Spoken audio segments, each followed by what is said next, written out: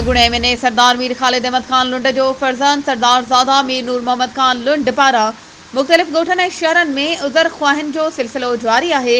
इन सिलसिले में अॼु डहरकी जे इलाइक़े यूसी खरोही में सरदार ज़ादा मीर नूर मोहम्मद ख़ान लुंड यूसी खरोही ऐं ॻोठ अल नवाज़ शर में अली नवाज़ शर वटि फोती ते उज़र ख़्वाही कई ऐं जहांगीर शर वटि फोती ते उज़र ख़्वाही कई ऐं ॿियनि केतिरनि ई मुख़्तलिफ़ ॻोठनि में उज़र ख़्वाहियूं कयूं। सरदार ज़ादा मीर नूर मोहम्मद ख़ान लुंड सां गॾु मीर बहादुर यार ख़ान शर मारूफ़ ख़ान पिताफ़ी ऐं ॿिया केतिरा ई मोज़िज़ माण्हू साणस गॾु हुआ।